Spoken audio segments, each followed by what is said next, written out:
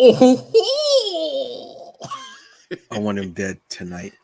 I don't care how it happens. I need it to happen tonight. This whole myth about the chosen one is over. It's a wrap. I want you to take care of that tonight, okay? Do good work, okay? Make sure that you're not don't make sure it does not lead back to me. Okay? Shit. You know, cancel all that, cancel all that, cancel all that. We'll talk later. Get out. Get out, get out, get out, get out. Burn all the files. Yeah. You know, the hardware, everything. Get rid of it. Okay? The leaves are blowing. So, yeah. All right, folks. So, welcome once again to another thrilling episode of a Fandom Initiative on a rather chilly but wonderfully sunny day. As you can tell, the sun is beaming on me from here. I'm outside right now, as you can see. I'm out. The people who are listening to the audio don't know that. So let's get the introduction out of the way because we've got a lot to talk about and some new stuff as well. And I actually wanted to ask Brother his opinion on two things that is happening right now. So, as I said, it's Fandom Initiative. Welcome once again, folks. Welcome. Man across from me, the cinema CEO, the cinema god. He is that dude, if I may use that term correctly. That dude. This is Michael Williams. What is up, y'all? What is up? Myself, I am the hungriest man in the room. You can take that however you like. I am the hungry bleak. I am Antonio Pomares. Brother, how are you feeling? I'm good, brother. I'm good. Yourself? How are you? Brother, the week started off, what the hell? Then the week ended with, all right. Okay. Yeah, it was just a great week. Movie-filled weekend, then a movie-filled week. Had a great show yesterday doing the Hungry Bleak. I got to have Shy Ass Dash on to talk about her latest book. And yeah, but I want to talk to you about two things before we get into our movie reviews. Yeah. Okay. First thing I want to talk to you about is actually a serious thing. I want to ask your opinion about the Alec Baldwin situation on the set of Rust. I've been meaning to ask you your opinion on it because it's just a tragedy. Obviously, our thoughts are with the family and loved ones. Yeah, I mean, it's very unfortunate, right? And it's rare that you kind of hear of accidents like this happening on sets. Like, I mean, I talk to a lot of, I mean, not even a lot of people. Like, people have been asking, like, you know, friends of mine have been like, well, how do things like this happen? And I'm sure you've seen my friend Mike Andrews, who I've had on this show, talk about in his posts, like, he's saying,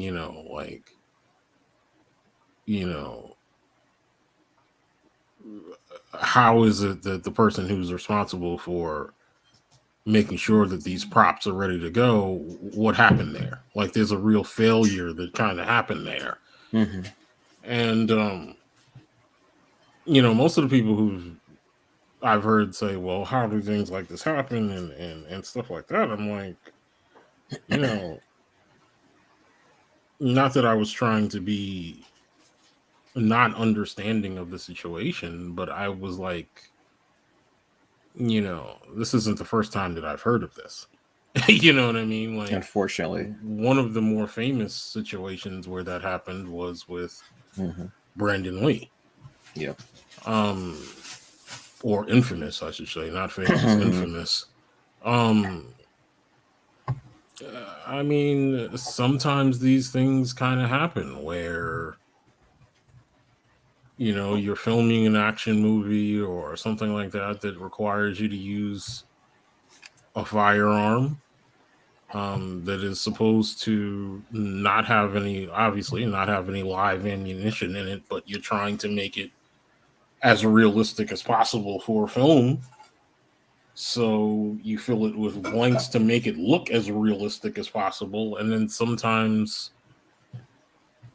you have a malfunction, and it's either, you know, that maybe the blank goes. I've heard people say that maybe the blank went off in too close a quarters with this person, but I don't think that's probably what happened. I think that the weapon that they probably used was either not checked adequately before that scene was shot, or maybe that weapon was probably on the verge of failure from use. And Oh, what could have happened was, and I'm going on speculation. I don't know anything concrete at all.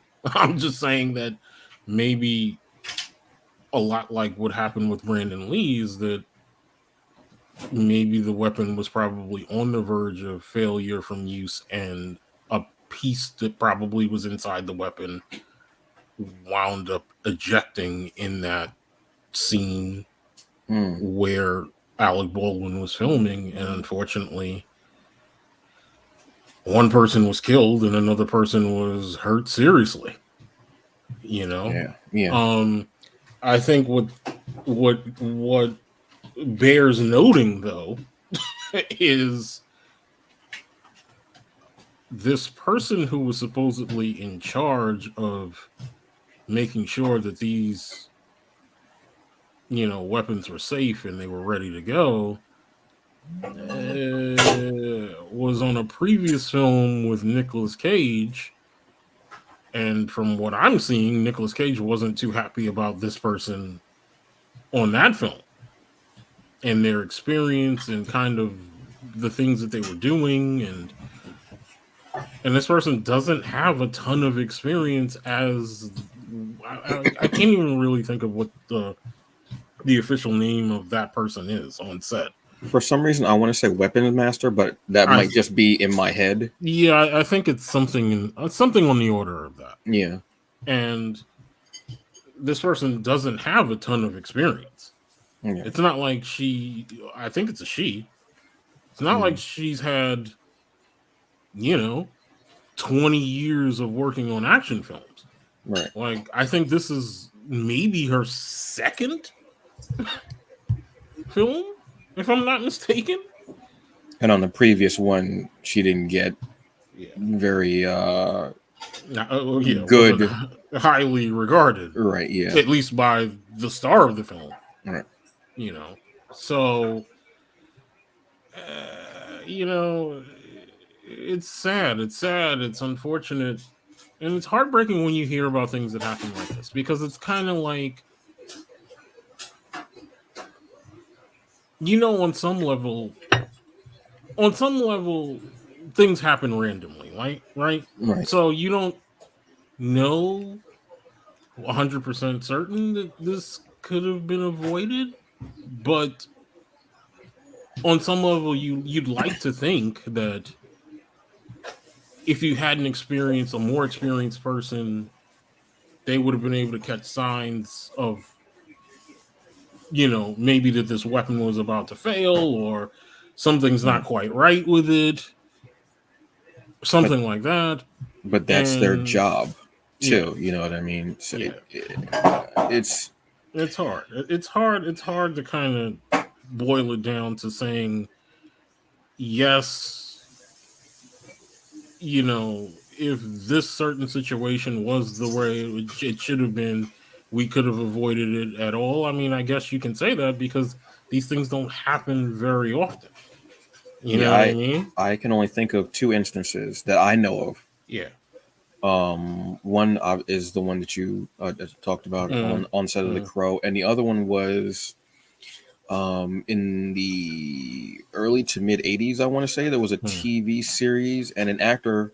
This is when you heard the guns had blanks, so you never thought of they're blanks. Nothing's going to come out. You don't think that there's still going to be a force behind that shot, like not an actual like discharge of a bullet or round, but still a force.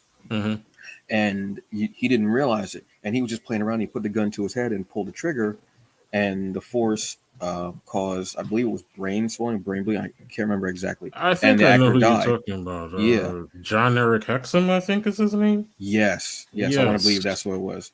Yeah. When I heard about that, I was like, and it made me rethink everything about. I was like, oh wow, I didn't, because again, you think blanks. Yeah. When you think of blanks, because as kids we played with cap guns. Yeah. The cap was in there. We never put it to our heads.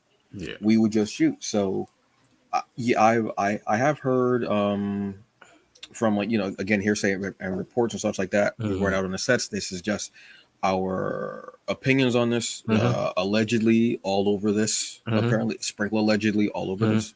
Mm-hmm. Did hear things about this. Again, I'm gonna say weapons master. I could be completely wrong about the term. Again, Mm-hmm. that yeah, people were not happy with the production of Rust to begin with, and then Mm-hmm. this person put live rounds in there instead of the blanks, and was not checked, and then handed it. That's the No. worst part, is handed it. I mean, if they were alive, That hurts. if that winds up being the truth, that live rounds were put in a gun on a That's even movie worse. set, and then the was not checked and was handed to someone. Again, allegedly. If allegedly that is true, Yes. I would have to believe, obviously beyond the ridiculous legal ramifications that now creates. Um, this person will never work again in Hollywood. They may not be allowed out. They may be behind bars. Truly, it's a hard. First off, I feel for Alec Baldwin, regardless of how you feel about him and the press and what have you. Imagine you're just trying to shoot a scene, and next thing you know, that's what happens, and you're sitting there like, oh my god, you're mortified, terrified. I cannot imagine the grief, the horror, the pain, the sorrow, everything that he's feeling.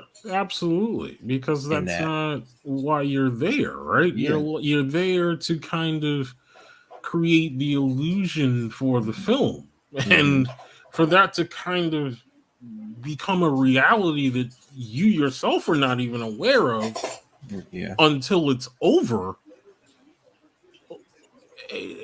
I mean, I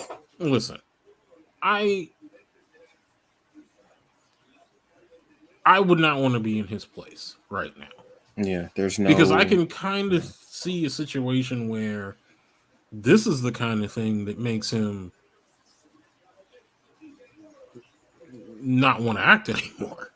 Yeah. You know what I mean? Where it just kind of puts him in this box where he'll always think, could this have been prevented? Definitely.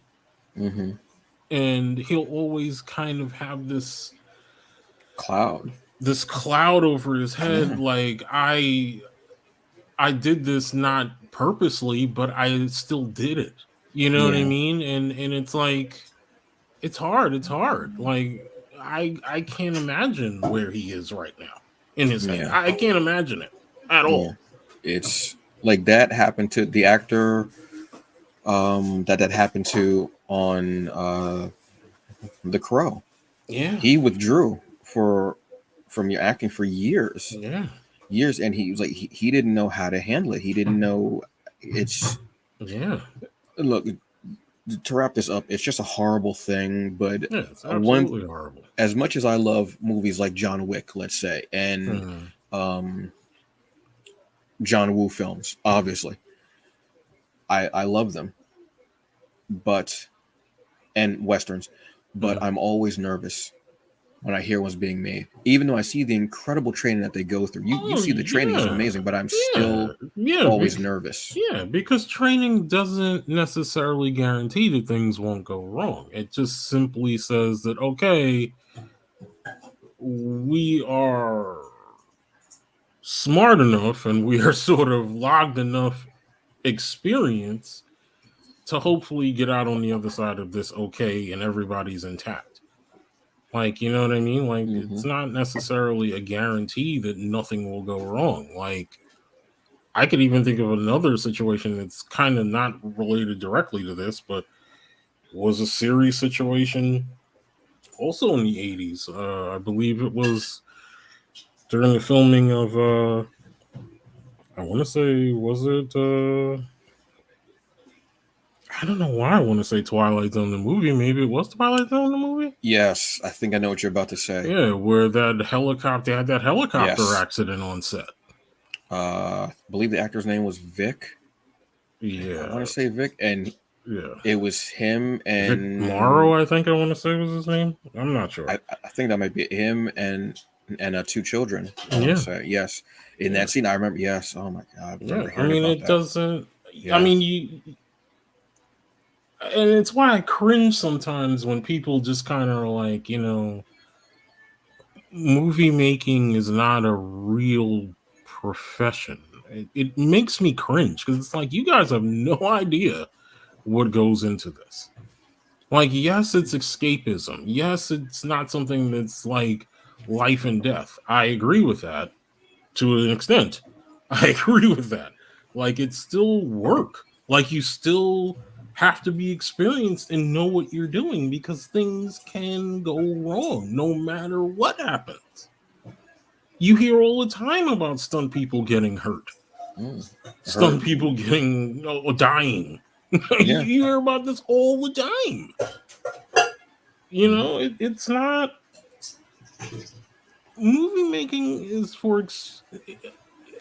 I mean, no one's experienced when they first start, but the only way it kind of continues to grow as a medium is by you becoming more experienced in everything and in all the things that matter to making that movie work. And I mean, it's just a shame when something like this happens because it just shows that, you need to have the experience in order for everything to work out the way that you want it to. Yeah, it's a true tragedy. I mean, one positive thing that I will say about this is The Rock, Dwayne Johnson, Mm-hmm. came out and said that any movie or series that Seven Bucks Productions, his production company, along with his partner, I believe, is Daniela. Daniela, yes, Yes. Yes, I know you're talking about. yeah, Yes. uh, will not have any guns. And I thought that was an admirable thing. I don't know how they're going to implement that in what they do going forward, but again, Yeah. something like that, some type of reform or something has to come about for that. Yeah, I think it Yeah. will. I think there's going to have to be a very hard look Yeah. at everything that's going on, and it's going to have to be some real hard vetting and revetting of people Yeah. in this Training, industry and training. maybe training, like maybe licensing, Yeah, like absolutely. like certification, something like that, like certain amount of hours Absolutely. logged, something like that. Absolutely. I mean, just like we Absolutely. would if you were actually buying a gun. Well, I guess it depends on what Absolutely. state you're in too, Yeah. but Yeah. something like that should go across. So we're hoping that this brings about some type of positive change. So we'll Yeah. what have. So on to more positive news. Mm-hmm. We got the trailer, the second trailer. The first one was a teaser, correct? First trailer was a teaser. Yeah, I Uh-huh. think so for the most Teaser. part. So Yeah. I kind of broke my own rule. I'll be honest with you, because I watched the second trailer Yeah. or this trailer, the full trailer Mm, for Morbius. yeah. I'm still in. I'm more in now because of what happened after Venom. Let there be carnage. I feel like that's the only way that you can say that part. I'm gonna be honest with you. I feel like that's the only way. You can't say, "Oh, Venom 2." You have to say Venom. Let there be carnage. And you have to do your hands like that too. Uh, After the events of that, with the multiverse being split wide open Mm, and such, I'm more excited about this because we got mentions of San Francisco, or a San Francisco, I should say. mm-hmm. We see pictures of Spider-Man. Mm-hmm. We even see a certain character who actually speaks to Morbius in the presence of Michael Keaton. Mm-hmm. I'm in. I was in before. I'm even more so in now. I want them to have this darker, more maybe supernatural part of the MCU, even if it is still linked with Sony, I want that darker part. We need that darker part. Great way to also possibly bring in Blade in some way. Some people have thought that maybe there will be some type of mention of Blade at the end of it, or some type of link, what have you. Mm-hmm. I don't know, but I'm in. I want to see this. We used to work with a certain Jared Leto hating intern. Yes. Eons, many moons ago, ago, in a different universe. Even that's what was happening there. Mm-hmm. So yeah, I'm excited about this. I like that he's not doing the accent. I was expecting him to have the accent like from the animated series. Mm-hmm. This makes me want to go read some Morbius books. The last one I can think of was actually written by, drumroll please, this is Fandom Initiative bingo, Vita Ayala. Okay. It was a 6-issue series, I want to say, that they wrote maybe about 2 years ago, maybe about that. Yeah, so I'm in. Yeah, I definitely want to hear your thoughts, because I know we have the same thought on a certain part of the which I was excited when I saw it. I was like, I know Michael's gonna pick this up easy. This is a no-brainer. He probably put this in the trailer. He probably was like, hey, I just want to let you guys know, do this. It will really make an impact on that trailer. So, if you know vampires, you know. Yeah. So. I mean, there is a part in the trailer where he is sitting down talking to Tyrese, who I'm assuming is either a police officer or a detective or maybe a newspaper guy, or you know what I mean, something like that. And he's talking about how, you know, Michael Mobius has been missing for 2 months, and then he's been found on this, you know, this ship, this tanker ship or whatever, off the coast of Long Island. I was saying to my co-host here before we came on that it reminded me, and he abruptly shut me down to say it during the show, so now I'm going to say it. It reminded me a lot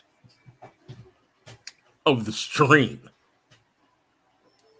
because that whole scene there is kind of reminiscent of when, you know, the lead vampire comes to New York and then starts to kind of it starts to wreak havoc on the world. I am very interested in where Morbius is going to go. Yes.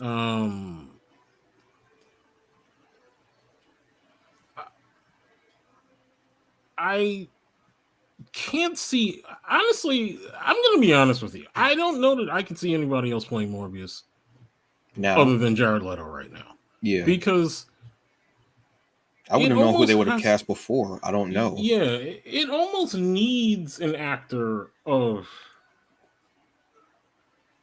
Jared Leto's like legendary behind the scenes kind of status, right? Because he is very much a method, always in character type guy when he's acting.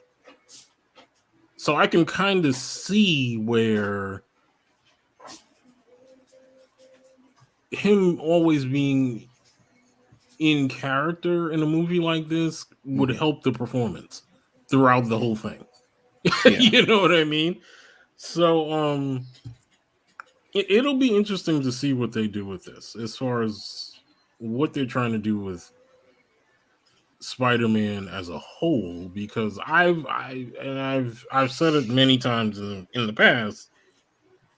I was not a fan of them trying to do like this whole Sinister Six movie that was kind of separate from Spider-Man that they were talking about doing. Oh, after Amazing Spider-Man 2? Yeah. Yeah. And in some ways they still are going in that direction of doing the Sinister Six, but hopefully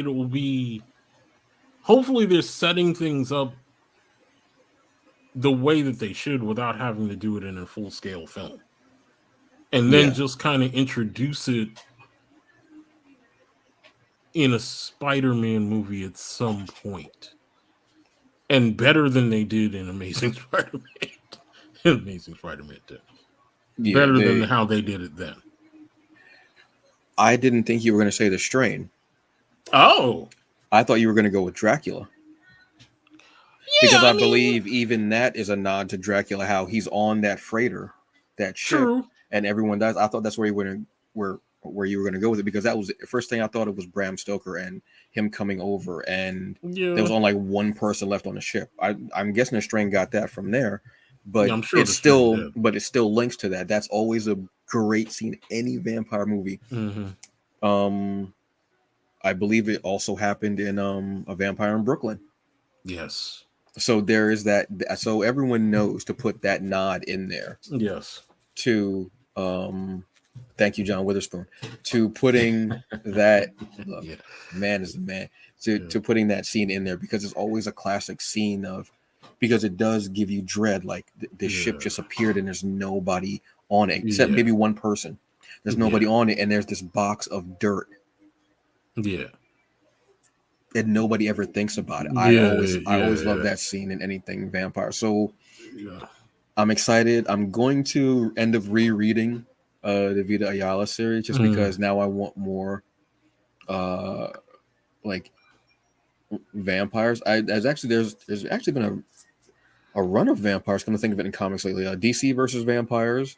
mm, Marvel has the Darkhold thing going right now. I mm. read the Blade entry for it, which is a one shot issue. Actually pretty good. Felt like an anime almost. So yeah, they're gonna make me go dive into some vampire stuff now. But Wait, like the Marvel has a what, a like a Darkhold like series going on?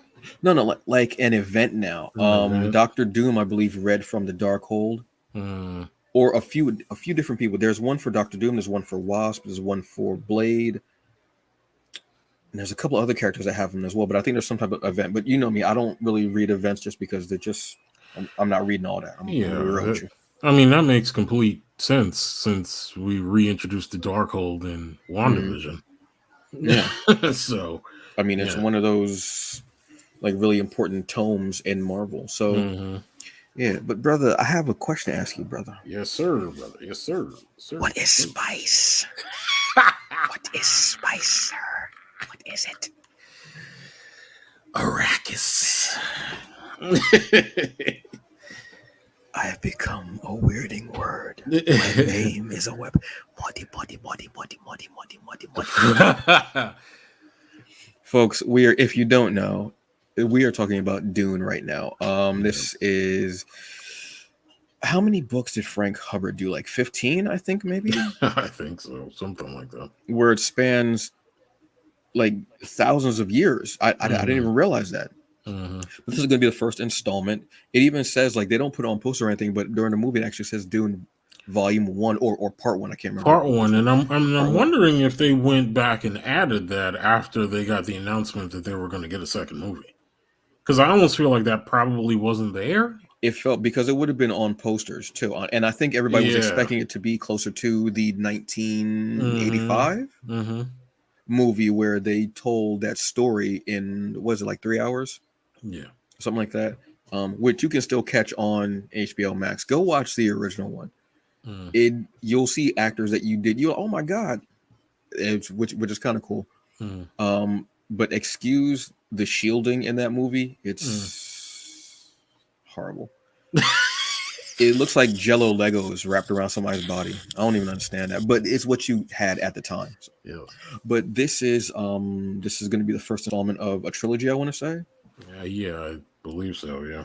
possibly. Sci-Fi actually had a series, Mm-hmm. a limited series that they did on the movies, which actually had James McAvoy Yeah. was in that. Yeah, he which I didn't realize until I was watching videos about Dune and the series, stuff like that. Yeah, he played Paul's son.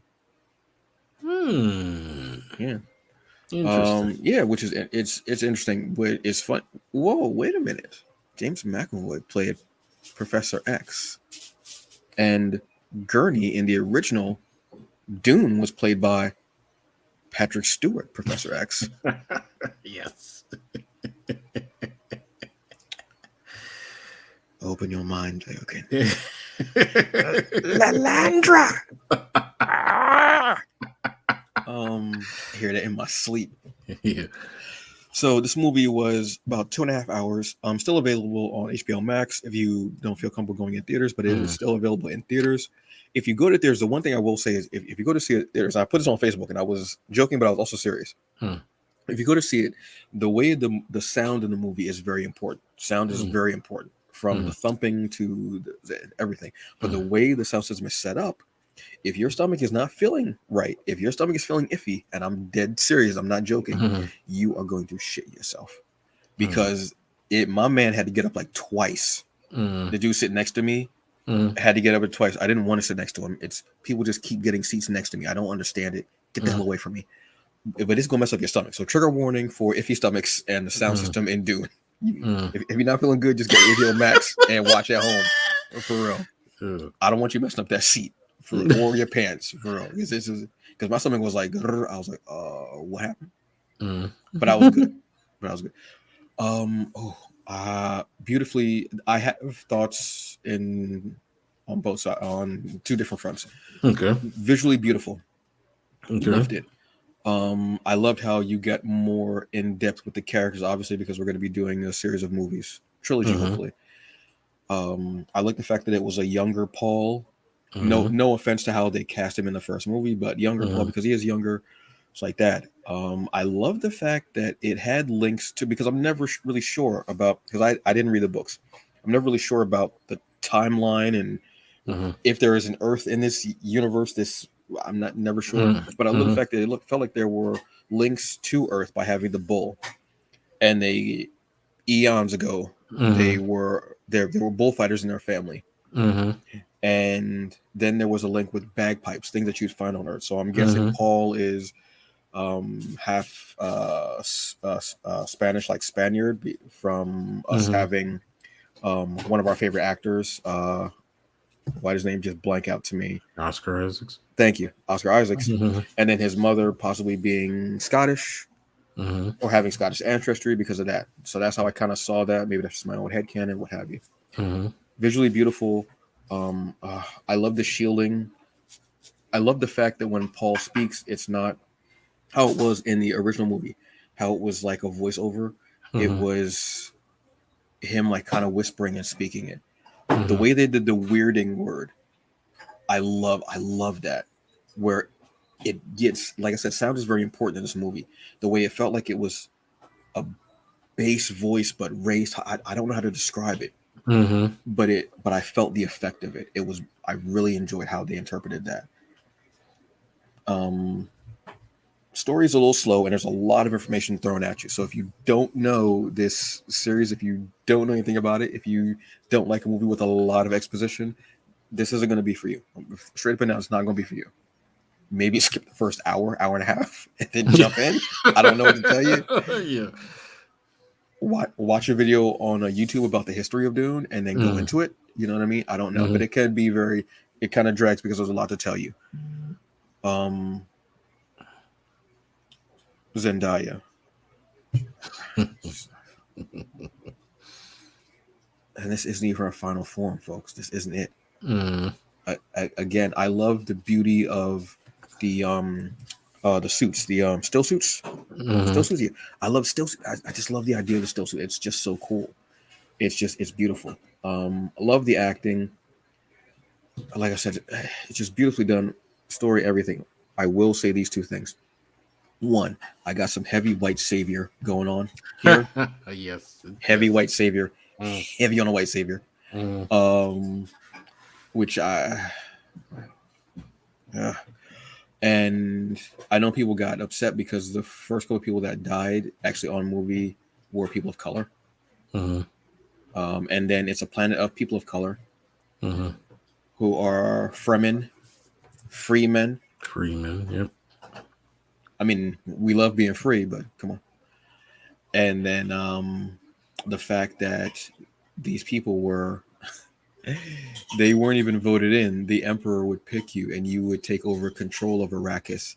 And then it was you who was in charge of the planet, and you determined what happened with the spice, which is this kind of drug almost feel to it. And it's funny having a bunch of people of color walking around with blue eyes because they had too much of that stuff. Um, just saying, it's a little over the top. But again,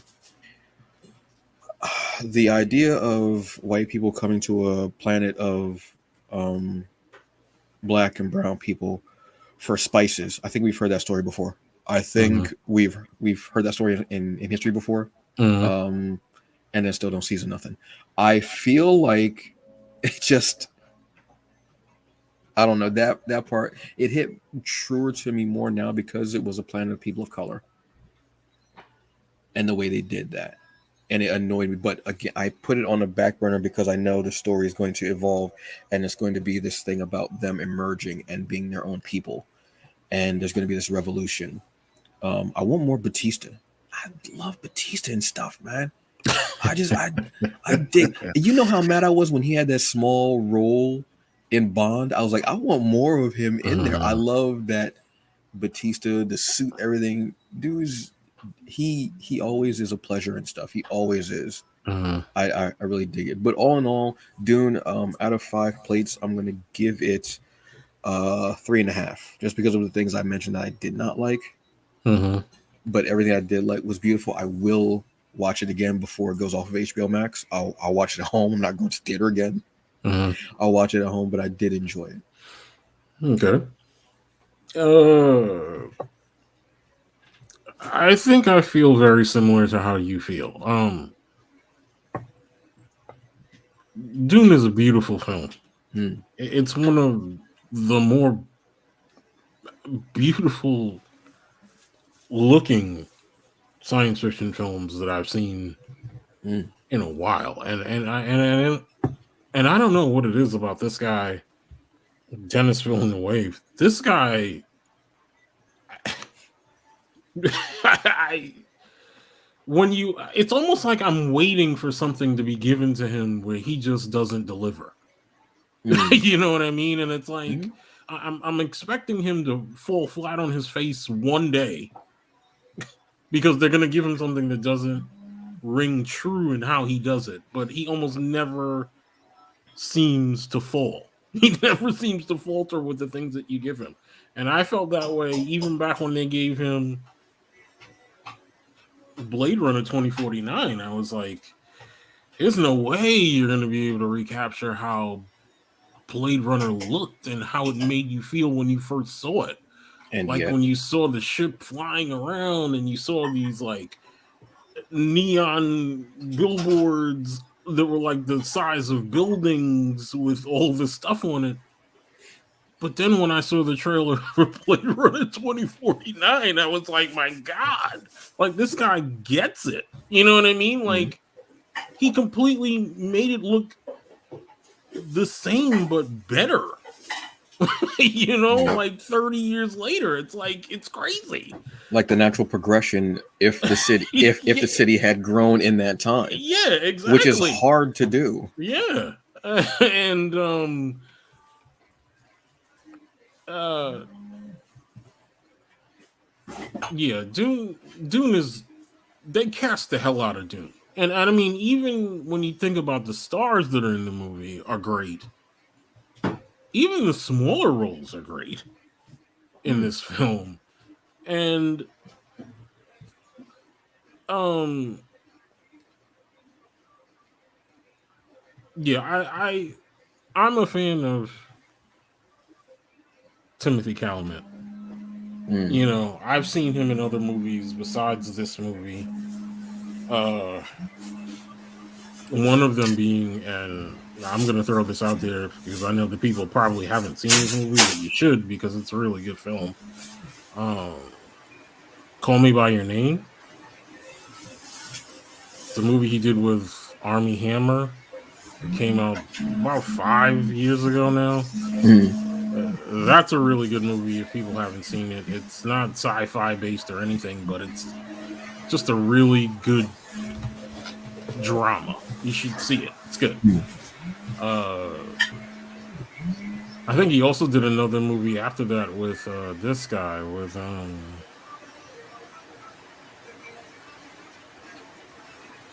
Steve Carell called Beautiful Boy, which Oh, I think is okay. based on a true story. That was an Amazon movie.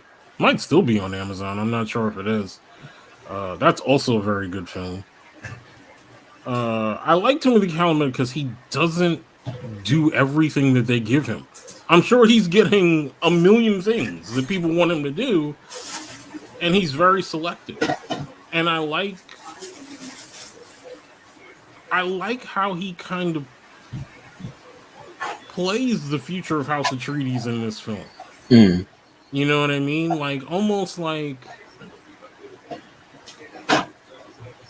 he, he's eager to prove himself to his father, right? But then when the shit hits the fan, you know what I mean? And he kind of finds out what the truth is about him and things like that. He kind of feels irritated that he's been kind of not told everything he needs to know. You know what I mean? Hmm. Um, and I really just kind of like the way that Timothy Chalamet plays it in this film. And one of the surprising things in this movie to me was, and I said this to Mina this week. It just kind of came out of the blue when I said it, was Jason Momoa, Dude, who that should have been how Aquaman was done. yeah, he's one of the more redeeming characters in this film. Hmm. Like it's like, and I mean, I literally just kind of sat down. I was like, wow, like this guy's really, really bringing it in this film. Like it's not over the top, it's not Exactly. understated, it's like right on point the way that he's playing this. And I'm like, okay, You give him the right material, and yeah, he can knock it out the park. yeah, absolutely, absolutely. You can only do so much with what you were given. And you look at the two actors that you have said, yeah, but now you're seeing them with good material, and you're like, yeah, Yeah, yeah, yeah, yep, yes, and yes, Jason, yes, yes, yes. which shows that Aquaman was. I mean, look, I wanted Aquaman to be great, but it was Basura. Let's be honest. Yeah, true, it's And true. anyway, back to you, sir. Yeah, and Oscar Isaacs is Always Oscar Oscar. Isaacs. Yeah, that's I mean, there's nothing else you can say about that. This guy's been good forever. wait, You know what I mean? just waiting for Moon Knight. Just waiting for Moon Knight, dude. Exactly, exactly. And I'm trying to remember the mother's name. Rebecca Ferguson is her Yeah, name. she was in Doctor Sleep, correct? Yes, she was. Always enjoy her. Yes, she's a really good Always enjoy her. actress. She's A like really good you know actress. who she reminds me of being understated? So, Vera. yes. That same type of Mm-hmm. workhorse. I love workhorse actors, those character actors Mm-hmm. who are in everything, and you're like, oh my god, yes, they don't Mm-hmm. have time for all that other stuff because they're always working, they're always pushing, they're always doing Yeah, something. yeah, yeah. Love that. And I liked the other thing that I liked too, which shows how regal an actress this woman is. The woman, I'm sorry, I can't remember her character's name, but the person who comes and gives Paul the test. Ah, yes. I can't think of the character's name, Yes, but she but was one that, of the Benny Gesserits. yeah, one of the Benny Gesserits.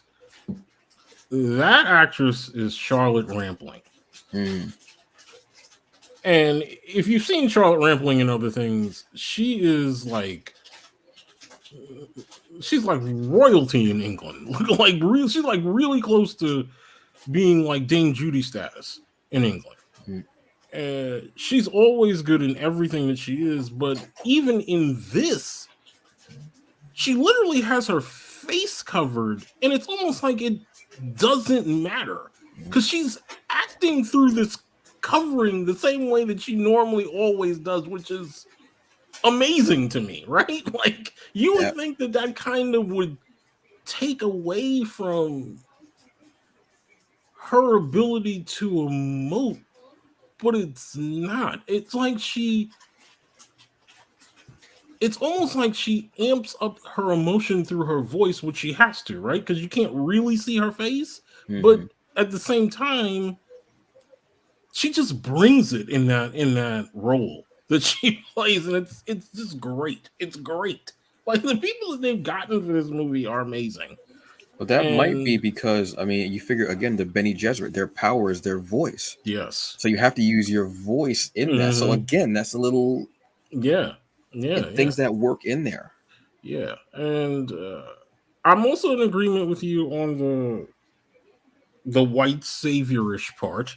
Mm, And which was interesting because there was a couple when we were leaving the theater, a white couple, mm, that that was the thing that they disliked about the film, yeah, is that it was too white saviorish. yeah, And yeah, I'm really, really, really interested in seeing what the sequel is going to be like. yeah. Um, Because they've gotten everything out of the way, so now we can get to more of the meat of yeah, the part that we all wanted it to get to anyway. Was yeah, yeah, the what's life on Arrakis and seeing the image of someone riding the worm, that's coming. That was one of yeah. the biggest parts of the original Dune, was seeing Kyle MacLachlan looking Mhm. dusty and ashy as hell coming up out the sand, and he's riding. That worm is one of the Yeah, coolest parts. yeah. And Zendaya, Is Zendaya. That's all you got to say. Just like Zend- Oscar Isaacs. yeah, Zendaya's screen time in this film is like 7 minutes, Hmm. and it feels like she is literally a specter all over the film Hmm. for 2.5 hours.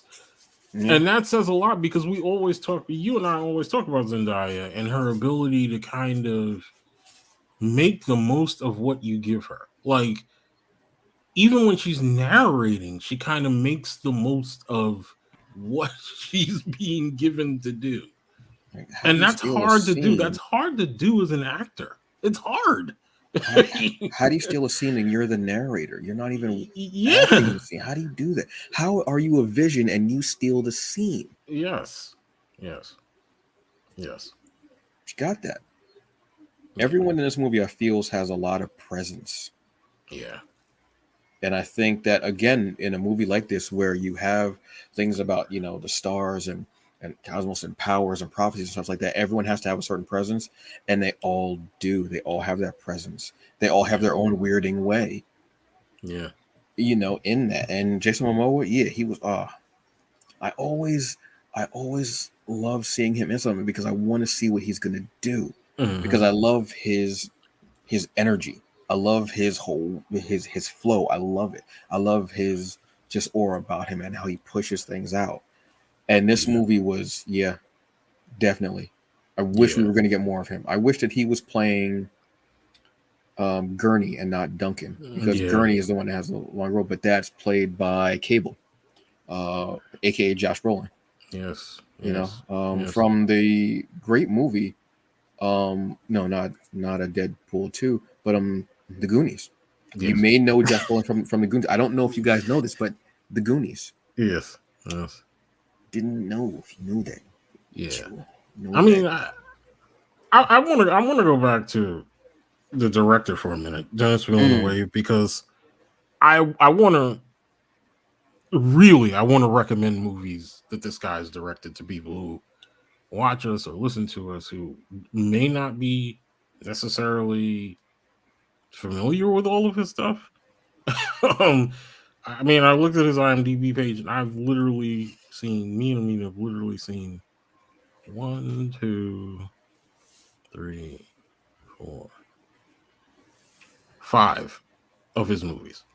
There's mm. one movie that we still want to see that was on a list that Amina had showed me a while ago that we intended to watch, but we never got to it. But all of his movies are good.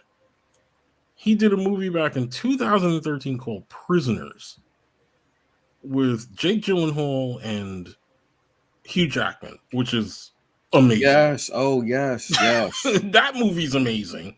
Yeah, I remember that one. Okay. And He actually did 2 movies with Jake Gyllenhaal in 2013. The other one is called a movie called Enemy, and the synopsis of it is a man seeks out his exact lookalike after spotting him in a movie. That movie's supposed to be really, really good, from what I've heard. Haven't seen it. No, it doesn't sound familiar. Yeah, but the other movie that some people may know him from is a little movie he did with Emily Blunt that, if people have seen it, that movie is insane. Sicario. Yeah. Sicario is ridiculous. It's a ridiculous action crime drama that literally, I'd only seen Emily Blunt in like comedies prior to that.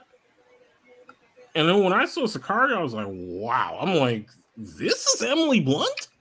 I'm like, she's so good in that movie. And the movie's so well directed. Man. Didn't need a sequel, though. I'll say that. But it did, yeah. The sequel wasn't necessary. Yeah, but that was also Josh Brolin too. Josh Brolin hit that one too. Yeah. The sequel was totally different. Like, it was just made for money. Let's be honest. Yeah, pretty much. It wasn't necessary. It wasn't needed. Yeah. And then the big movie that kind of makes Villeneuve huge is Arrival. And Arrival is one of the best science fiction movies that I've seen in the last, I don't know, 10, 15 years. And that's the Arrival that we're talking about is not the one with Jodie Foster and I'm trying to remember the other actor's name. Oh my God, Charlie Sheen was the other actor, wasn't he? Yes, not that one. That was what, in the 90s? Yeah. I want to say. Yeah. This one is with what's her name? Oh, Amy Adams and Jeremy Renner. Yes. Yeah. But that's a remake of it, correct? It's like the same. No, completely different. Oh, it's a different movie? Oh, yeah. Okay. I thought it was okay. Yeah, completely different. All right. And then he gets Arrival hits in a way that most movies don't. Right. And because of Arrival, he winds up getting these huge genre films. He gets the sequel to the long-awaited sequel to Blade Runner 2049. Yes. Which is, if you haven't seen that, you should. It's almost as good, if not slightly better than the first movie. Yeah, it's a wonderful. Because I think that's still on HBO Max. I want to say. I'm sure it probably is. I think they both are, like the original, obviously, and then the second one. I think they're still both on HBO Max. Yeah. You know, I think might be on Netflix. The first one, I think, might be. I know there's something else on Netflix too. I want to say Blade Runner. I don't remember which one. Yeah, and then fast forward to 2021, he gets Dune, a long-awaited reimagining of that film. Yeah. So and Dune was pushed back, correct, because of pandemic? Was Dune pushed back? Okay. Yes. So Denis Villeneuve right now is just, this guy's just on another level. You know what I mean? And this is even more of a spotlight on his name too. So what's going to be his next project that he's gotten because of this huge project? That's what I love seeing. I love seeing what's going to be the next step for someone. Like what's going to be their next thing that they end up doing. Because of just like with like the MCU movies, you see the actor to do it and it get blown up, and you see what's their next project after this. You're always curious to see that and how they change or reinvent themselves, or what have you. Yeah, it looks like his next project, besides obviously the sequel to Dune, which is a given, based on how Dune Part 2. Yeah, based on how Dune the first part hit. It looks like he's working on Making a Cleopatra film. Oh, is that?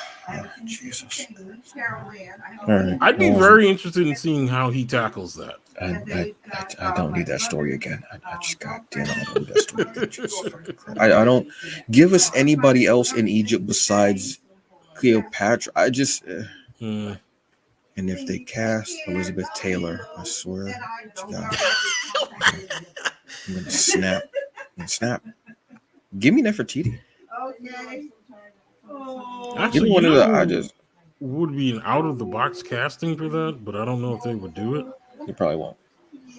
Oh, what is this girl's name? Scarlett Johansson, because she got range. No. No.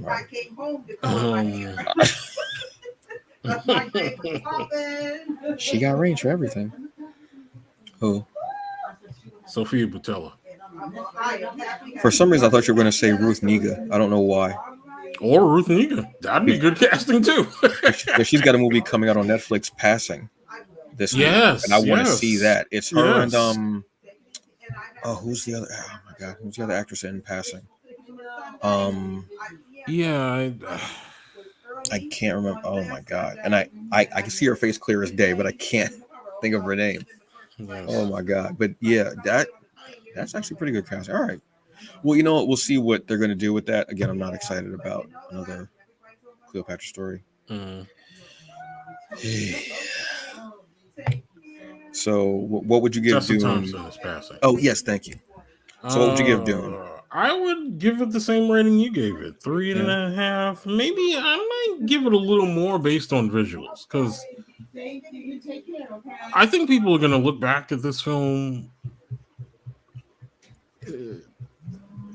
I'm going to say 20 years from now and really see that visually this movie is just stunning. Like, literally, it's stunning. I might give it a 3.75. All right. Weighted more towards visuals. Yeah. With a 3.75. Yeah. And story. Well, part of the story anyway. Yeah. Like certain aspects of story. Absolutely. Absolutely. So next up, Last Night in Soho. Yeah, I was interested in getting here today to hear what you had to say about this, because this is going to determine whether I actually see this movie or not. Go see it. Okay. Go see it. Wonderful psychological horror. Obviously, it's Edgar Wright, so you know you're going to get music. The music is great. Honestly, was it Anna Joy Taylor? Anna Taylor Joy, yeah. Taylor Joy. Anya Taylor Joy, yeah. Anya Taylor Joy. I mean, yeah. She's if you ever see her name in something, just go watch it. Yeah, I wasn't too worried about her because she's gotten the rubber stamp in my book in the last few years with the stuff that she's done. The only person I didn't know was the young actress who played the lead character of Eloise. Yes, and that girl is from, ironically enough, another M. Night Shyamalan movie. She was in Old. Oh, yes. Which I have to see. Which I saw. I saw that. You did see that? I did. Old is worth watching. I will tell you that, brother. See, like the whole idea of it, I was like, oh, okay, like that's interesting as hell to me. This movie was very, will have you on the edge of your seat. It will have you very claustrophobic feeling almost because of how the ghosted, the lead character, Eloise, but she calls herself Ellie. She's in London, and she has a fascination with the 60s in London. Which I can understand because the music, the flow, the scenery was beautiful. I actually loved seeing that. That's one of the reasons why I want to see this movie. So she goes to a fashion school in London. She ends up leaving her dorm and going and getting this flat that is almost like a boarding house, kind of like the vibe, where only like young women can stay. And the woman who owns it is like a landlord. And she tells her, well, you know what? London's a bit tricky. Just be careful. Be safe. And and Eloise has this ability to see spirits, to see ghosts. She sees her mother, Okay. who suffered from mental illness and ended up committing suicide. So then she sees her mother in the beginning of the movie, and her mother's always there to be like a comfort to her. She doesn't speak; she just sees her when she looks in a mirror. So it's very minimalistic, which I like. Mm-hmm. She gets to London. She starts having visions of the '60s and the fashion because she loves the fashion of the '60s, London, and she ends up being slightly possessed by the former resident of that room who Hmm. was murdered. Okay. And so now Eloise is trying to figure out who murdered her and why. And you end up going through all of the girl's name was, oh my God, Danny? Daisy? I'm trying to remember her name exactly. Sandy, excuse me, Sandy. Mm. So she starts reliving the last few weeks or months, I want to say possibly, of Sandy's life. And she ends up, you know, whatever happens to Sandy, she feels it. So when Sandy is kissing, I think his name is John, John or Jack is Matt Smith's character's name. Mm-hmm. She ends up getting, well, when she wakes up the next morning, she has a hickey on her neck. Mm. And towards the end, there were two scenes that actually got me, where I actually jumped, Mm-hmm. and everybody in the theater jumped Mm. because it was not expected. I didn't think that I was going to jump like that in an Edgar Wright movie. Mm-hmm. Did because again, visually, if you have trouble with strobe lighting, anything like that, if you are prone to seizures or convulsions, anything like that, don't go see the movie because Mm-hmm. there's a lot of that going on with the imagery, this the nightclub scenes, the Mm-hmm. party scene, what have you. That and also Antlers Mm. do have that. I didn't see all of Antlers. I'll be honest with you. I fell asleep during about half of it. I'm gonna be Okay. real with you. I'm not even gonna lie. But I had been up since 2, so I got Mm. to stop seeing movies on Fridays because it's just Mm. not working out for me. Mm. But the ending was satisfying, Okay. and oof, it got me, got Mm. me because I wasn't trying to figure things out. I was just enjoying the story. When she starts seeing more and more ghosts and spirits and such like that coming at her, the way they're coming at her, it feels very claustrophobic, Mm-hmm. and you feel like you need to run as well, which she must have done a lot of cardio for this movie because she has a lot of running, Mm. and you feel it. Visually stunning, absolutely beautiful. Um, Score and music's Edgar Wright. It's obviously going to get. I mean, Edgar has his own level as far as that goes. Mm-hmm. Edgar, Mm-hmm. Peele, and DaCosta have their own Mm-hmm. level for how they use music, and Mm-hmm. it's used in such a beautifully way. They use it different ways, but they all use it to every note. Okay. But I definitely recommend it. It would be, I would say this one, honestly, I'm going to give it 4.5 out of 5 stars. Really? Yes, I enjoy. I would watch it again just because of the visuals and the beauty and going through the story again and seeing. I really loved. It was a psychological thriller, haunted house Okay. vibe, which I liked Okay. definitely. A bit of horror there, and also social commentary about the '60s in London. Very Okay. interesting. So Okay. yeah, go see that. The cast was beautiful. I love seeing Matt Smith. I only knew him from Doctor Who. Then seeing Mm-hmm. him in other roles, I'm like, damn. And he played very charming, very charismatic. And and Terrence Stamp is in this as well. Mm-hmm. Mm-hmm. Zod is in this movie, and he played. He just has that feel, man. This dude hasn't aged. He Mm-hmm. hasn't aged in like 150 years. This cat is still swinging out there, man. He could still make you kneel before Zod. He's still that cat. Yeah. Diana Rigg is also in the movie, which was a pleasure to see, just because it's Diana Rigg. You know what I mean? That's got to be one of her last roles, no? I want to say yes. Okay. I want to say yes, but it was very you definitely feel it. You Okay. definitely feel like she was like giving something to you. Mm-hmm. But Terrence Stamp was just wonderfully just kind of charming and slinky and just kind of like very just very posh and loving it still and just a bit of the old how's your father and that just sliding it around. Brilliant. So yeah, I would definitely recommend this one. I loved it. Army of Thieves. This is the prequel Mm, to Army of the Dead. mm, The Zack Snyder fantasy dream. yeah. So you're gonna give me the money and I can do whatever I want. Slow mo, fire, water, bullets. Gotcha. This actually like I said, it's a prequel. This is the story of Dieter, who is a safecracker in the first movie, and this shows about how he actually became this big safecracker and how they ended up getting him. You know how in movies, when a character has an ability, they show how time can slow down and they show the inner workings of, like if it's Mm, someone with a gun, they'll show like, the bullet and they'll mm, show everything. They do this, but in a different way. They do it with the combinations and the locks. They go mm, inside the locks and show the combinations and the tumblers coming together as he hits each number to mm, crack it. I really enjoy that. And this was the actor that plays Dieter. This was him directing the movie. I don't know if mm, this is his first movie or what have you, but he did it very well.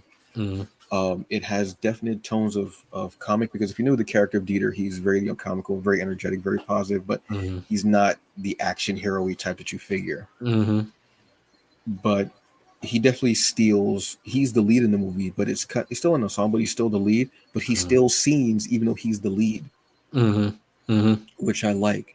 He does bring a different energy to it, kind of the nervous, um, really positive, just hero, like the plucky underdog. I liked how they did. I'm a sucker for a heist movie, so if you give me a heist movie or a comic, I'm into it. They did it well because it as they did it in a smart way where they would go through and they would say, "Oh, well, this is also that's going to go right." And he's like, "Yeah, but it's a heist. Things are going to go wrong. What have you?" He's like, "No, we've already done it.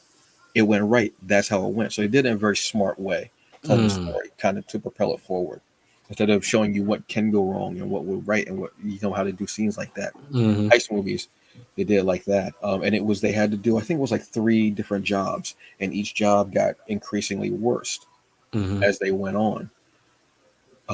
And then at the end of the movie, you get how it ties in to Army of the Dead, which mm, I think I want to watch again because I want to see what they do with this Army universe. That's the best thing I can think of, honestly. mm, Um, and what other movies are going to come with it because that movie, the ending of that movie was very interesting, mm. and where they can go different routes with it because zombies may not have even been zombies.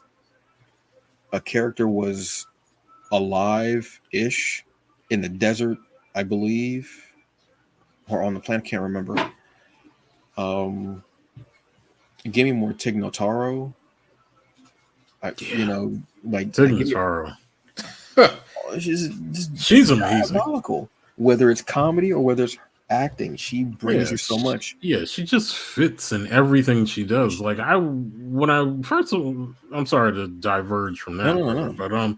but If like it's when I about saw, Ting, go ahead. Yes. yeah, when I saw her on Discovery, Mm, I was like, at first, like when I first saw the name, before I had even seen her do any scenes, I was like, oh, this is weird casting. I'm like, she's a comedian. Like, how is this even gonna work? mm-hmm, But when you see what she does on the show and how she kind of like has embedded herself in this team, mm-hmm, it completely works. Like the way that she delivers is just it's perfect. It's mm-hmm. perfect for what that show is. So yeah, Tignataro is really good. Really, really good. Mm. And It I've never just seen any of her like off the cuff stand up. I've only seen her like acting. check out her stand up. Yeah. Honestly, check out on Netflix. I think she has 2 specials on there, and she has a Yeah. one that came out a few months ago on HBO Max. Yeah. Check out her documentary as well, Okay. and how it talks about how she did her stand up when she got cancer. Okay. I think her mother had just passed, and she talks about how she had how she just got diagnosed with cancer, and it was Mm, just her up on stage talking about cancer, still doing jokes, but talking about cancer, and the mm, crowd is like interacting with her, and she's interacting with them. mm, She's one of the best out there, and one of the people that you truly want to see succeed because you're like, mm. wow, Yeah. wow. Yeah. Army of Thieves. I would give that a 3 out of 5. Okay. 3 out of 5. Still enjoyable. Cast is really fun. It's a great heist movie. It's very fun. It has, like I said, this lovable, plucky underdog. So go check it out. The next one I saw, this one, The Harder They Fall. Let me tell you something. I fell into my seat to watch this one. Yes. I came out on Wednesday. I was watching it when I got home. I think I was watching about like 1:30. Mm-hmm. I had to dig into this. Man, I don't know what to tell you. This is like a 6 out of 5. I'm gonna be real with you. The only caveat I have, unfortunately, is about Stagecoach Mary and the controversy about that casting, where Zazie Beetz looks nothing at all. Nothing at all. Let me say it one more time for the people at home. Nothing at all like Stagecoach Mary. Nothing like it. They couldn't even be cousins. They don't look like they live on the same block. They just don't look like each other. But with that being said, that caveat, that asterisk sitting there, I loved seeing a Western of Black folks. And the music hits just right. Again, another movie where music plays such an important part and it hits just right. This is the story of two outlaw gangs, and one robs, banks and such like that. The other one robs from other bank robbers. They try to find a loophole to not be that, and it's all because the leader wants to find the man who killed his father and mother. So, and he knows that Rufus Buck, who is Idris Elba's role, he knows that Rufus Buck has a habit of doing that. So he wants to go after anybody who robs banks. So he's going through all the gangs to get to Rufus Buck because it's a revenge story. Regina King is just Regina King, man. She just, I don't know. Everybody, the Dion Cole is in this, and he does a really good, like, dramatic acting. Like, I was expecting him to be like the first scene he's in, like there's like some comedy, but then the rest of it is like really dramatic and like Western. I was like, okay, cool. I did not realize Jonathan Majors is Jonathan Majors. He gives that swag that you have to have as a gunslinger. It's just, they even have a character that I want to say, I'm trying to get the terms right, even though it's a Western and it's 18 whatever the year is. I don't know. I'm gonna be honest with you. I'm not a historian, so I don't know what the hell year it would be. To be honest with you. I have a character who it's a young character. It's the bouncer. Yeah, that's what I'm looking for. A bouncer of the club of Stagecoach Mary's club. Character who I believe is Butch. So when they first meet, they think that it's a man, it's a woman. And even that was a really great way to represent even in the West. But then you have Delroy go and eat this scene up. Lindo as Bass Reeves. Oh. Bet. Okay. Regina King and this Bass Reeves link. I'm trying to. A lot of links going on in these movies. You think I don't see it, people, but I do. Can we just get Regina King just directing a Bass Reeves movie, please? Can we just get that? Thank you. It's Delroy, so he's going to give it. I don't even know why I need to tell you that. I don't. A fast action pace, very quippy, great dialogue written in. Score again, music is on point. Majors gives another role. Each thing he's in, he just gives more and more and more. I love seeing him and Delroy again because we got them into Five Bloods. So I love that. I love seeing actors pop up in roles on Netflix movies like repeatedly. I'm guessing it might be some type of contract thing. I want to say possibly. I would imagine so. But I like it, and I like that they're doing that. There's a very smart thing because you can get them doing that, and they can still go off and do other things as well. And plus, with Major's stock rising, not just from Lovecraft Country, but also now Marvel, that MCU spotlight on him, that just brings more people to The Harder They Fall. Even though The Harder They Fall already got a lot from that trailer, because we're like, wait, black cowboys, black cowgirls, black, just Western. Yeah, bet I'm in it. It's about 2 hours and 20 minutes, maybe, I want to say. Okay. Flies by. Before I knew, I was an hour in, and I was like, wait, this movie just started. I was like, hold on. So it's almost over, you're telling me? No. Right. Climactic, obviously, gunfight at the end. It does what a lot of Westerns do, as far as, because most Westerns are revenge movies. Not I love a good revenge story.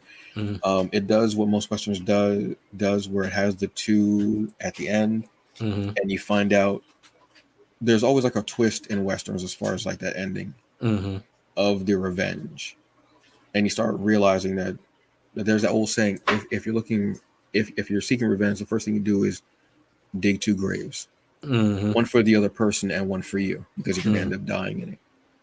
That's not a spoiler. That's just how the movie starts thinking about revenge towards the end. Right. And is it worth it? Is it really worth it? Does it really make you a better person? Is it going to change anything that happened? Yeah. But beautiful. I think there's maybe two white people in the whole movie. Maybe no, because there's a great scene where they have to go into a bank, and I forgot the name of the town.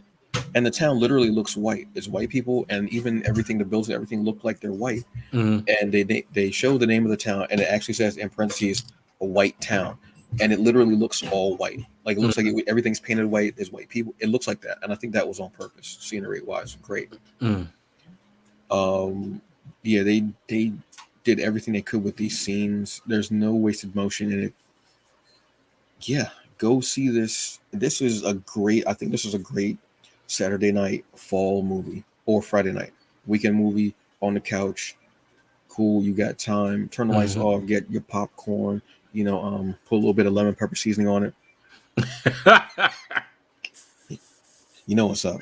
And if you don't feel like going to the movies, get this. I know that Eternals is out, but check this out. Honestly, watch this. Truthfully, this is it.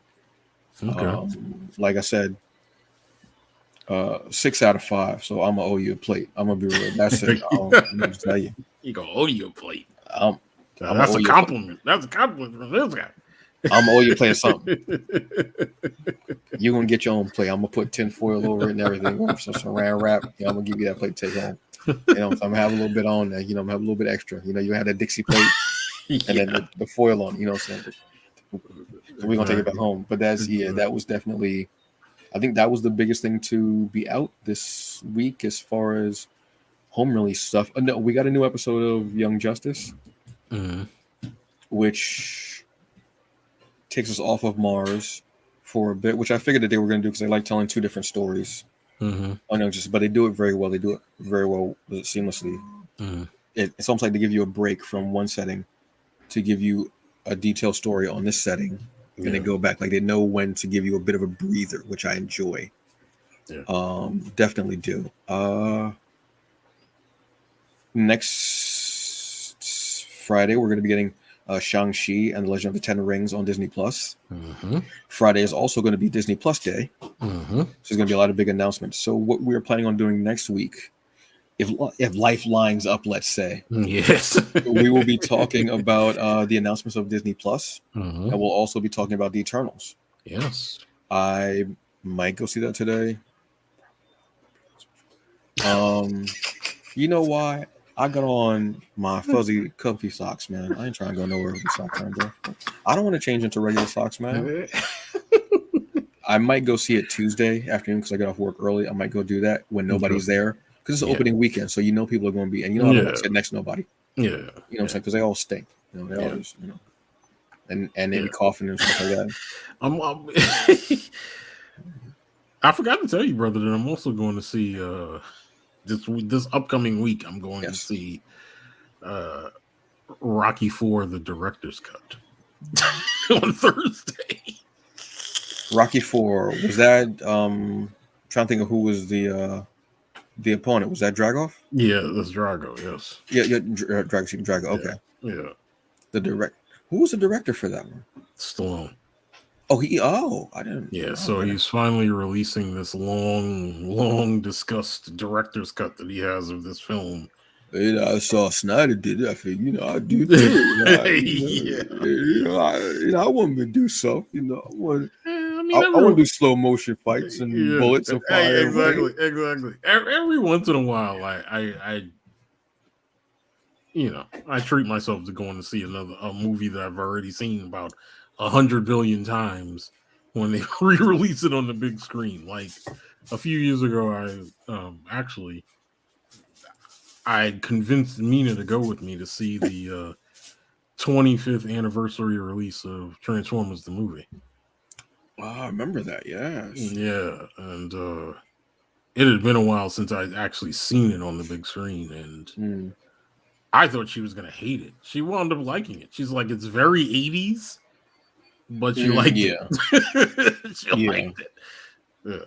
Da, da, da, da, da. All right, nice, man. I think I might actually go try to rewatch Antlers. Mm-hmm. I saw the ending. The ending was actually very interesting. Mm-hmm. Being a movie about the Wendigo and the indigenous First Nations culture and mythology. There's only one indigenous actor in there, Graham Greene. I'm tired of them using him as a damn token. The man is just. Well, you know what? Check out Longmire. Yeah. If you can, if you're in the movie, if you're in the mood for a Western, like modern Western, it's actually pretty good. I'm loving it. I'm on season 3 now. It was on A&E, I want to say. Yeah. Then it went to Netflix, and they did, I think, the last 3 seasons, maybe. And I'm enjoying it. I also have to go because Katie Sackhoff liked one of our posts, so yes. So yeah. I don't know what anybody who's watching. So I'm sorry for that. I don't know what that. But she's actually in this. But Graham Greene is on it. They have a lot of indigenous actors on the show because it's in Wyoming, I believe the show is set. And there's a reservation in the series. So you have Lou Diamond Phillips, you have Graham Greene. I'm trying to think of the other actor's name. Slender actor who I've seen in so many things. And last 2 things I've seen him in this and Reservation Dogs, he's played a cop. So I'm wondering if it's the same cop and if it's the same reservation. Because the uniform looks the exact same. So but I don't know how law enforcement exactly works on a reservation because I know it's a separate entity. Yeah. So it's like that. But yeah, I might go check out Antlers again. Probably not. I won't be real with you. Because my mind is set on Eternals and seeing something different in the Marvel Cinematic Universe. This movie that everybody's like, oh, I don't like it. Then that means I want to see it because I want to see why it's different and y'all can't see it. So I don't even want to get into that. Yeah, I've stayed away from reviews because I don't really want to read what anybody's saying about it. I want to see it fresh and cold and then go back and kind of peruse reviews and try to nitpick with people who have problems with the movie. I'm not even doing that. But I don't have the hairline, the sperm count, or the care. I don't. I'm gonna be real because they want the same thing. They don't want it's different, and that's just that's the problem. Like cool, the MCU has to expand. It has to become different. It can't stay the way it was in the first saga. It can't. It can't be the Infinity Saga again. I don't want the Infinity Saga again. Every story, we can't have the Infinity Saga again anyway. If you really want it, just go watch it. Exactly. That's it.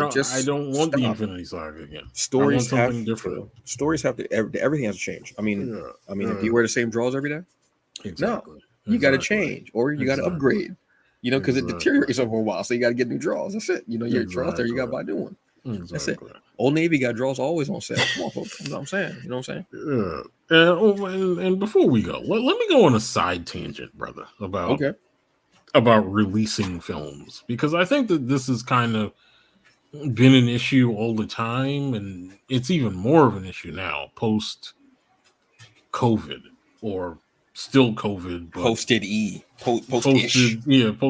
COVID. So making up words.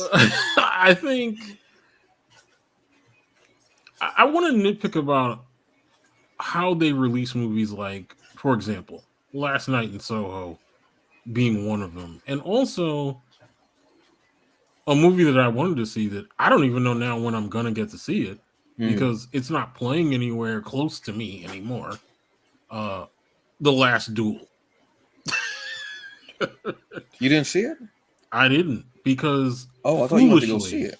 because foolishly, it was released the same weekend that Halloween Kills comes out, which makes Okay. no sense because no one's gonna go see The Last Duel unless The Last Duel is reviewing off the charts, which it was, but no one was interested in seeing that movie.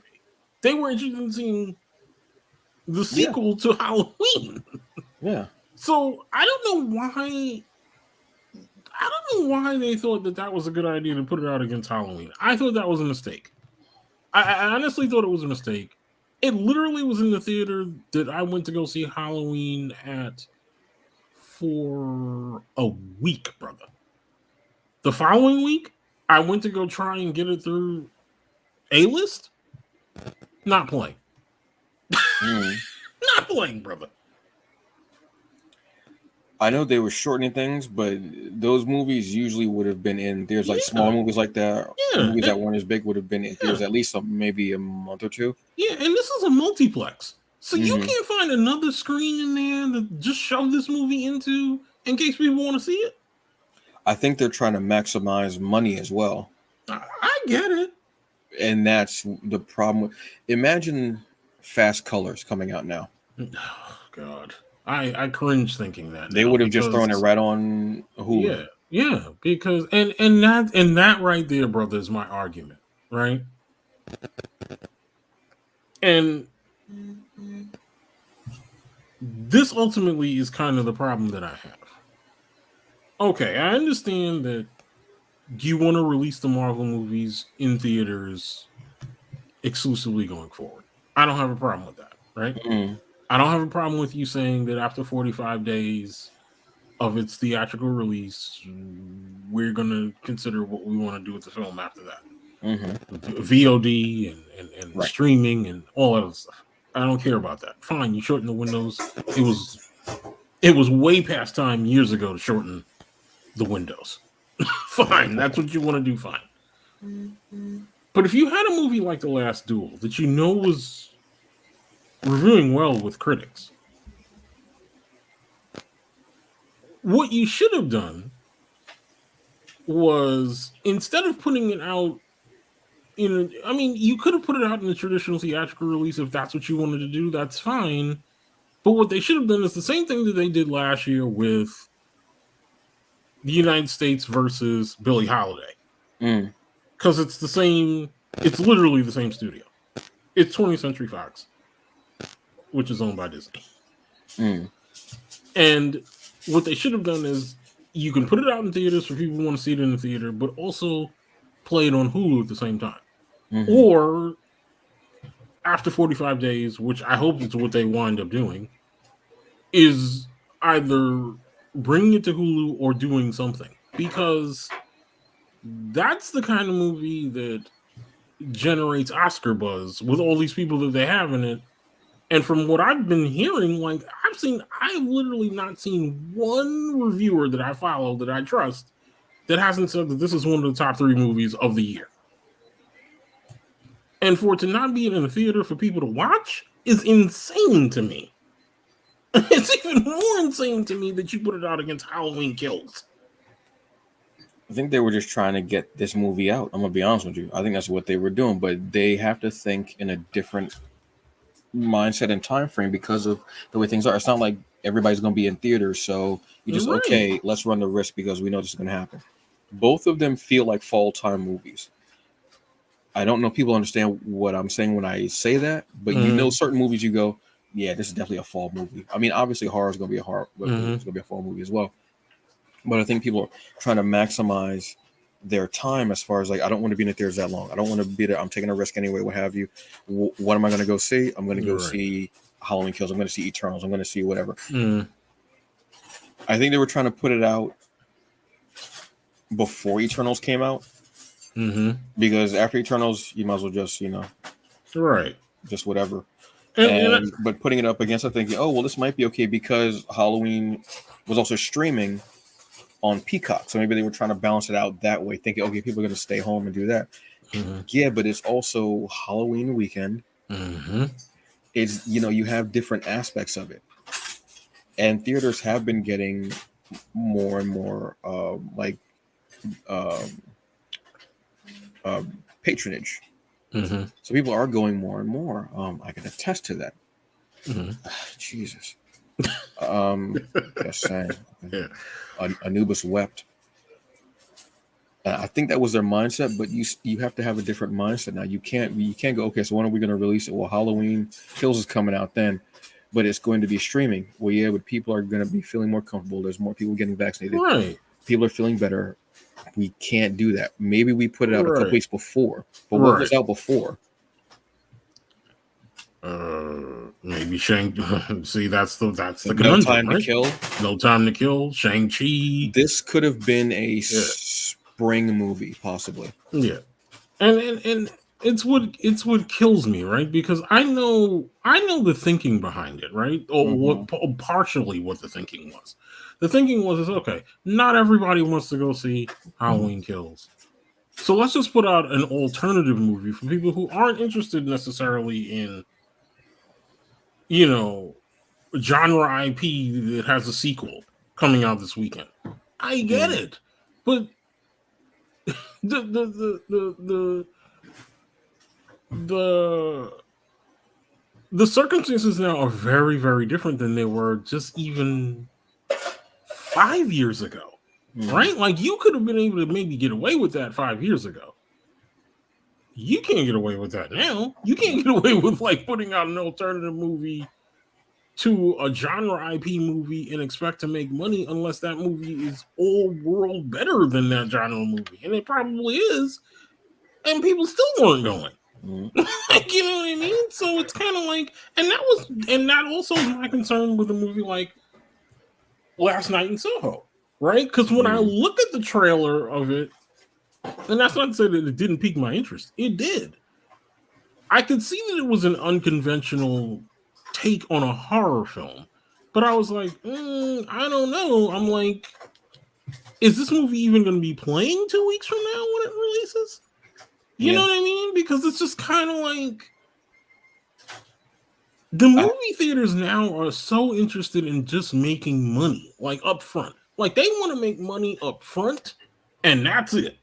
Like they don't even care if it stays in the movie theater 3 weeks.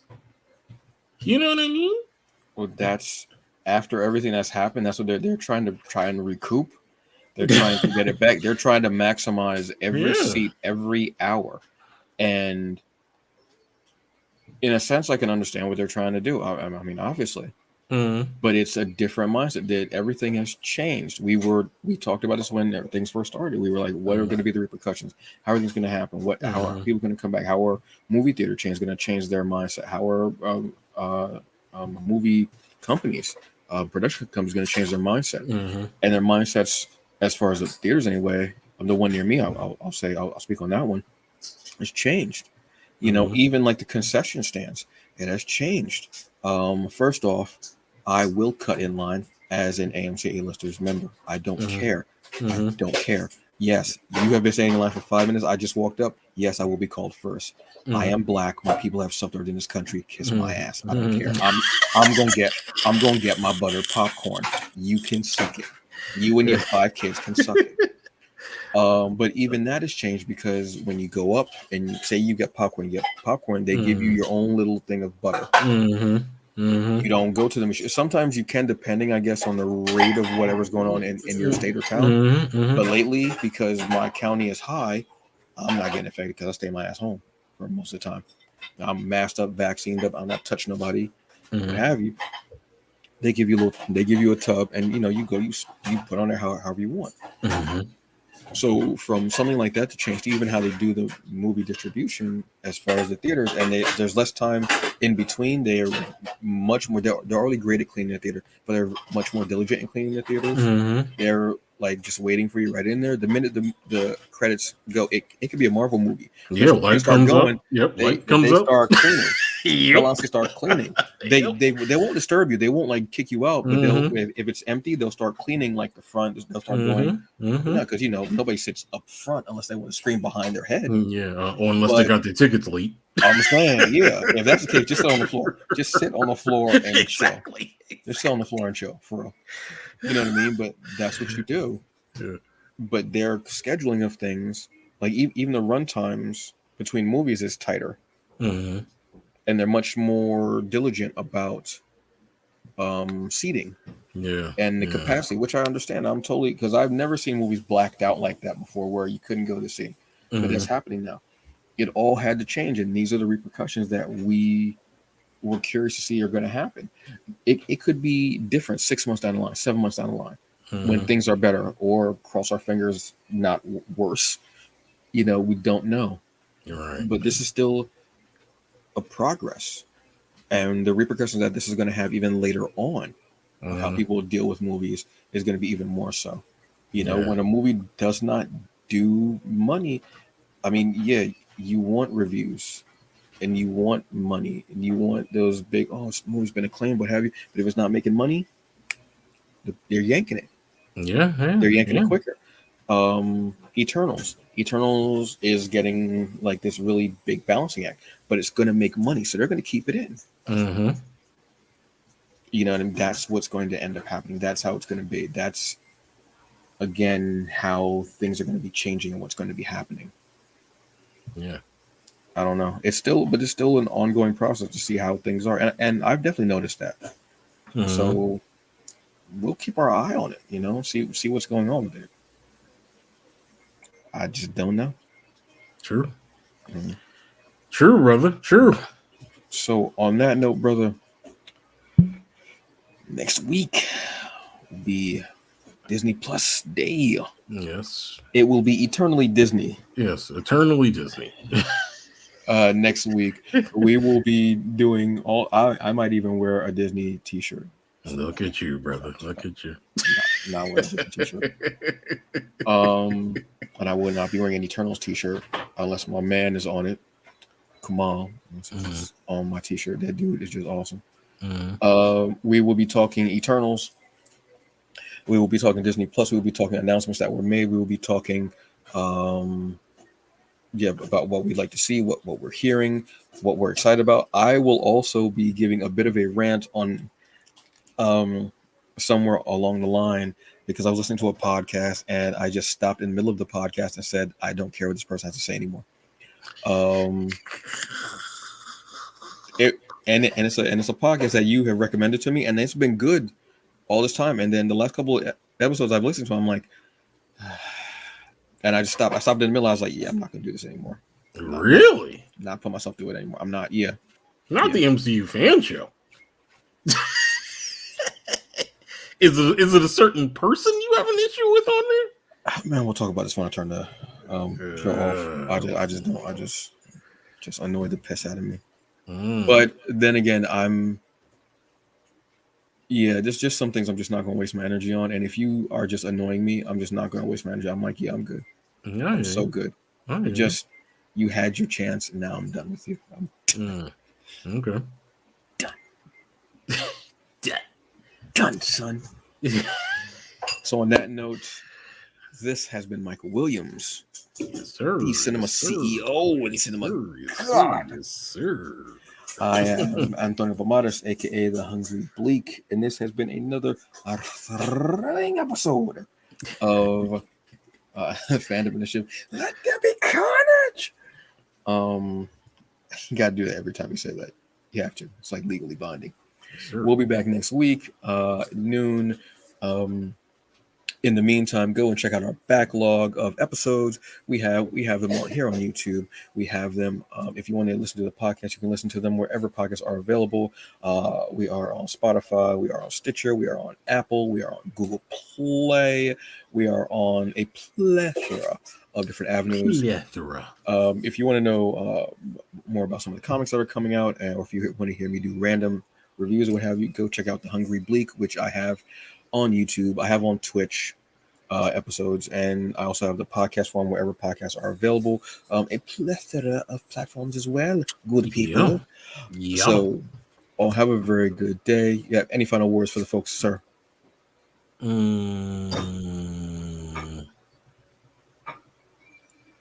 Be good to each other.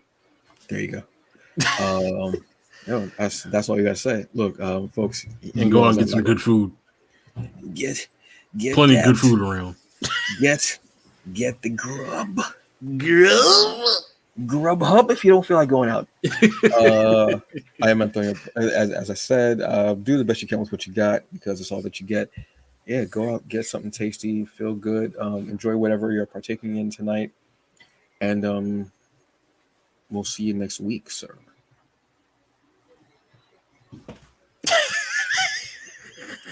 It's the hardest salute ever. What? Now, awkwardly, we will go out and I'm gonna give you all this shoulder shake because Shawshank Purple, Urban